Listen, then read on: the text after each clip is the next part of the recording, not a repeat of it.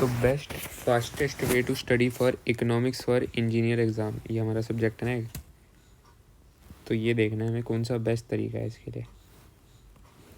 तो वही मैं सोच रहा था, कुछ क्वेश्चन आए थे कि ऑथेंटिक सोर्स क्या है, what is the authentic source of information for this subject, या फिर which is the standard book या material design for this course.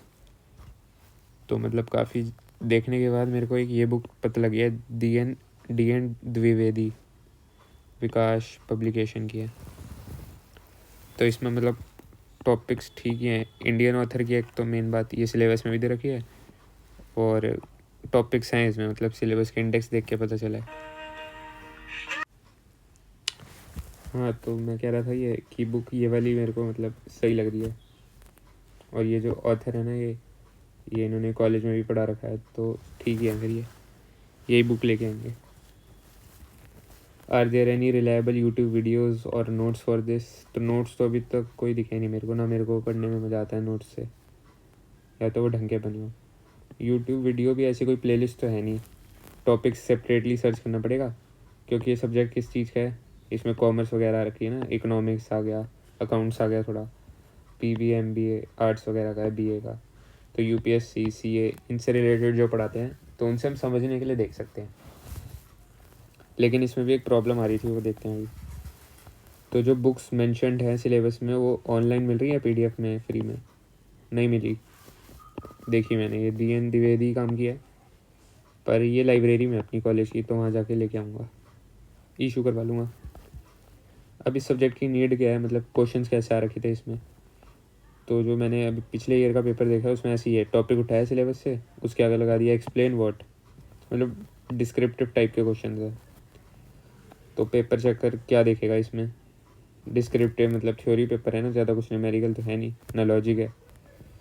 तो नीटनेस होनी चाहिए पेपर में, कीवर्ड्स को अंडरलाइन करो, तो वही प्रेजेंटेशन टाइप आ गया इसमें, डायग्राम्स और ग्राफ्स वगैरह ही हैं ज़्यादा। तो इसमें प्रॉपर लेंथ के आंसर होने चाहिए, ये नहीं कि 2 लाइन में ख़त्म कर दिया, और ये भी नहीं कि 2 3 4 पेज भी भर रहे हैं, फिर टाइम चला जाएगा।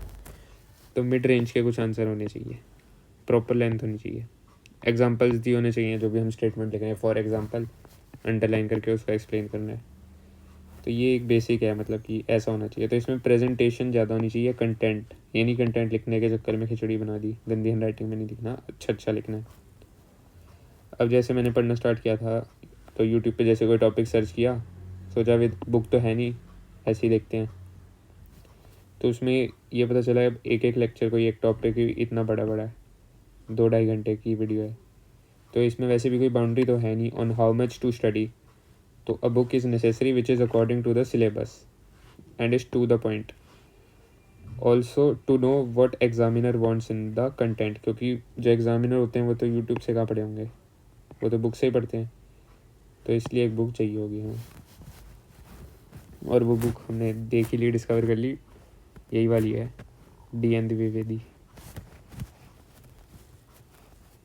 तो अब क्या करूँ मैं बुक के लिए, 2 ऑप्शन है मेरे पास, लाइब्रेरी जाता हूँ, वहाँ से बुक इशू करवा लेता हूँ, या फिर ई बुक परचेज़ करता हूँ। एक आ रही है ना गूगल पे, GTB as per GTB syllabus वाली, 250 रुपये की तो है, पर पहले कॉलेज से जाके देख लेता हूँ, वो बुक ठीक लगेगी तो रेफरेंस के लिए तो चाहिए बस, बट बनाने तो थोड़े बहुत ही हैं, ऊपर ऊपर से पढ़ने, बस टॉपिक्स पता होनी चाहिए क्या है।